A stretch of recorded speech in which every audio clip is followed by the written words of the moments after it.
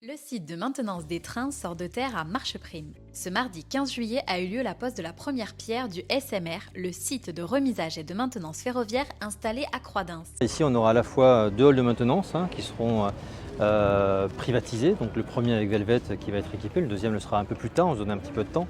On aura aussi ce qu'on appelle les infrastructures essentielles à l'extérieur, donc c'est toutes les voies de service, les voies de remisage, le tour en fosse, la machine à laver.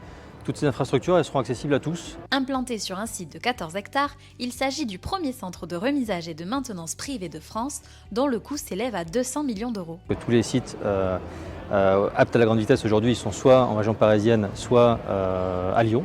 Et donc nous on pensait que ça faisait beaucoup de sens stratégiquement d'avoir un site de ce type-là ici en Nouvelle-Aquitaine, au cœur de l'axe Atlantique, parce que non seulement évidemment il y a une attractivité très forte du territoire, on le voit avec le projet Velvet, mais aussi si on se projette dans le futur, on pense qu'il y aura de nouvelles infrastructures dans le futur, on parle de la ligne nouvelle du Sud-Ouest, on pense aussi à ce qui se passe du côté de nos amis espagnols, de l'autre côté des Pyrénées, et donc l'emplacement de ce site au cœur des Landes de Gascogne nous semble tout à fait pertinent et même stratégique.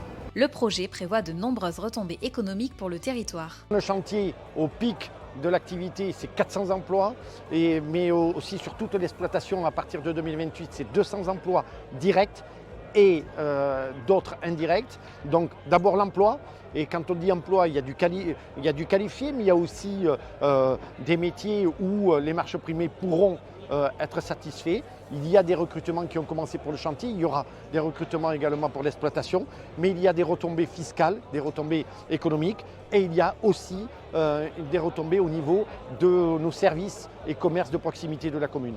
Les premiers tests seront effectués courant 2027 pour une ouverture du site en 2028.